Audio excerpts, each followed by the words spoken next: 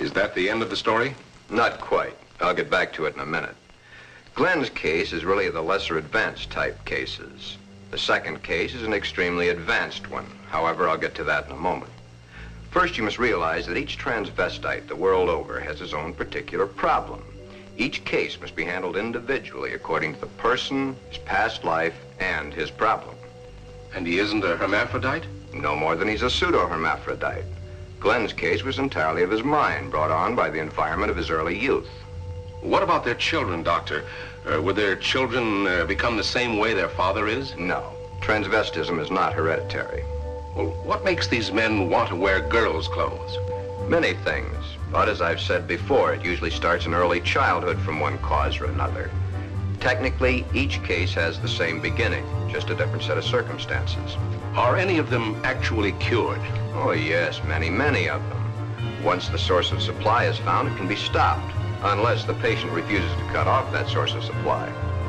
Then the way I get it, this Glen and the character he created, much as an author creates a character in a book, was invented as a love object to take the place of the love he never received in his early youth through lack of it from his parents. The character was created and dressed and lives the life the author designs for him to live, and dies only when the author wants him to die. Correct. Except that for the character Glenda to die, the elements must be right. But to enlighten you a little further, there's the second story, that of an extremely advanced case. Let's call this person Alan, Anne. Alan had a mother who wanted a little girl. Father didn't care much one way or the other. Alan did not enter the competitive sports that the other boys at the school did. However, he was an extremely studious boy and always had above average marks in his subject. Yet sports, girls' sports, he always was interested in. But he was rejected by the girls and also rejected by the boys. It seems he belonged to neither of them. After school, Alan would go home to find the mother who had always wanted a girl and the father who didn't care one way or the other. He enjoyed doing the woman's work around the house. Alan was becoming a woman and didn't realize it. A woman in mind only, but the mind rules. Then came the fateful year of 1941. Alan was drafted. He was accepted. In the Army, he successfully passed his vigorous training. Not like it, then there were the weekends for his particular diversion. On his weekend passes, he would go to the nearest town where he had a suitcase checked in a public lot. In the suitcase, he had the things he loved to wear, that which made his body appear to be what his mind believed it was. Then the day of embarkation came. But wherever Alan went, the suitcase was sure to go.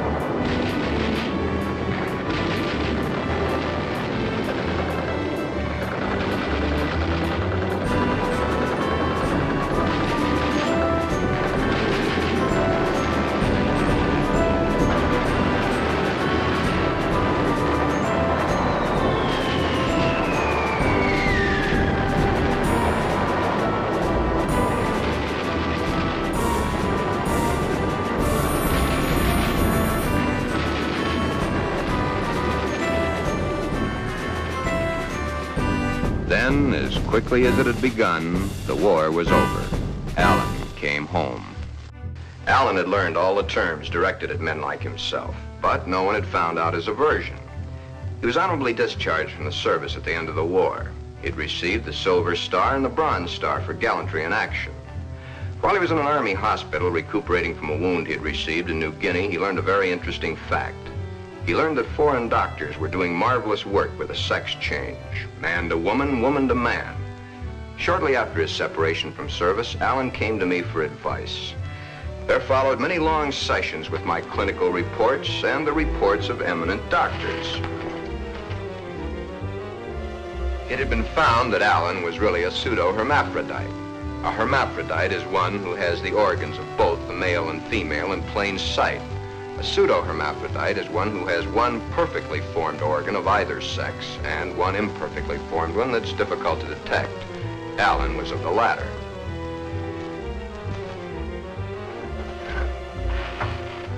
Alan was then given his choice. That which nature had given him was a mistake.